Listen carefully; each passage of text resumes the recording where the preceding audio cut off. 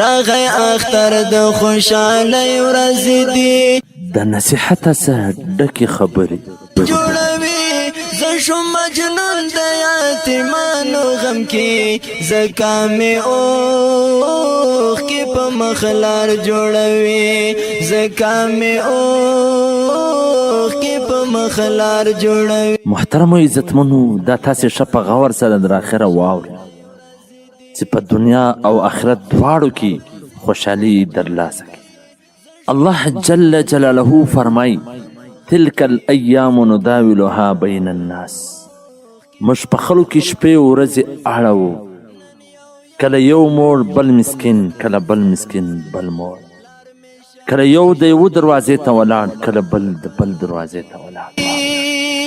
د بې وسه او تنهایۍ ورځې دي پلار مې شهید شو د الله په لار کې. یعنی دغه دنیا الله جل جلاله د امتحان دپاره پیدا کړې ده. کله یو غریب کې ماړه ګوري، کله هغه موړ غریب کې غریب مالداره کې بیا هغه ګوري. لیکن نن چې موږ په خپله معاشره کې وګورو په دغه امتحان کې موږ ناکام جوړوي زکا مې اوښکې پر مخ لار جوړوي. راغی اختر د خوشحالی ورځ نن د اختر ورځې شپې را روانې دي، پر یو کور باندې خوشحالي را روانه ده، د هغه و څنګ ته همسایه یتیم باندې ماتم را روان. اوښکې په مخ لار جوړوي زکا مې اوښکې په مخ لار جوړوي.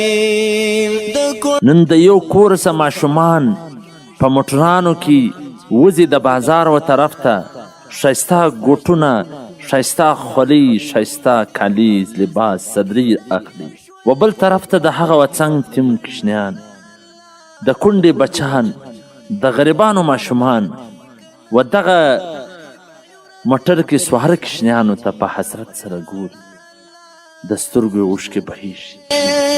زمونږ الله به زمونږ کار جوړوي، ځان ته هر څوک نوی سینګار جوړوي.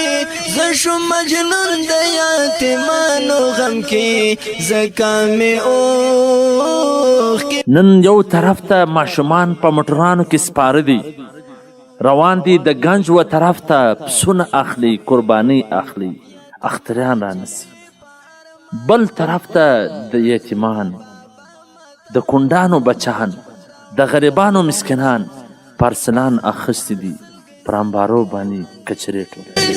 زما بابا ماته هر څه راوړله، ترېنه فدا شوکت اشعار جوړوي، ځان ته هر څوک نوی سینګار جوړوي. زه شوم مجنون د یتیمان. د اختر په شپه د مړو زامن بیده سي، خوشحاله وي چې سبا به نوي کالي، نوي چپلۍ، نوي ګوټونه، نوي صدرۍ، نوې خولۍ پر سر کومه. لیکن د هغه و څنګ ته د یتیمانو کوچنیان و مور ته په ژړا دي چې موره سبا به موږ څه اغوندو، سبا به موږ څه په پښو کوو. مور په اوښکو په ژړا داسې الفاظ نه لري چې خپلو یتیمانو ته تسلي ورکړي، داسې الفاظ نه لري چې خپل ماشومان پر عمل کړي. راغی اختر د خوشحالی ورځې دي ځان ته هر څوک نوی سینګار جوړوي. زه شوم مجنون د یتیمانو غم کې زکا مې کله چې د اختر ورځ سي، د مړو زامن، د مسلمانانو مالدارانو زامن د پسو حلالولو په وخت کې، د قربانۍ کولو په وخت کې و پلار ته وایي چې پښتورګی ما ته راکه، اینه ما ته راکه، د خپلو پسو سره لوبې کوي.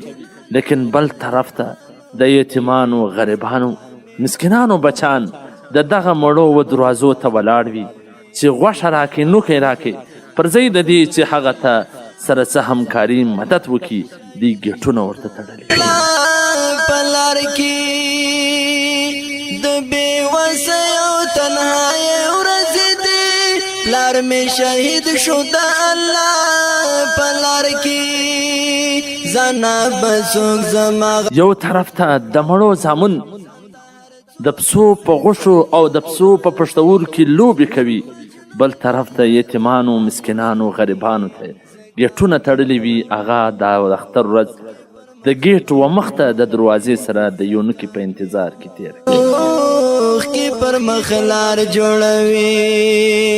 راغی اختر د خوشحالۍ ورځې دي، ځان ته هر څوک نوی سینګار جوړوي.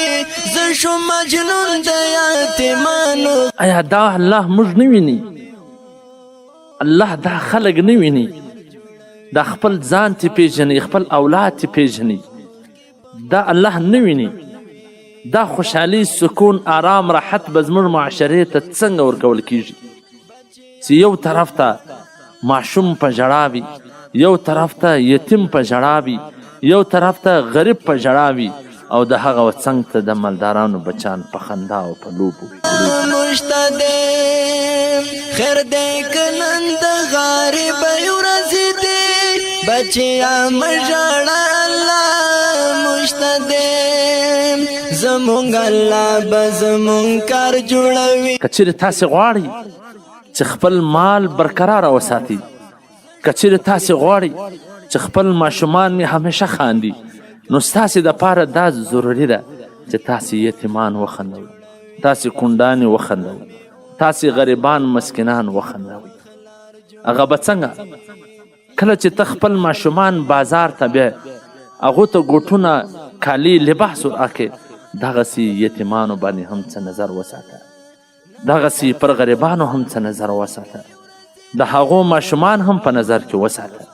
که چیرې ته په زر پې خپلو بچانو ته ګوټونه، څپلۍ ورانیسې، په 800 ورانیسه، په 200 د غریبانو ته ورانیسه. که چیرې ته په زر پې لباس و خپلو بچانو ته ور اغوندې، په 800 ور واغونده، په 200 غریبان مسکینانو ته ور واغونده.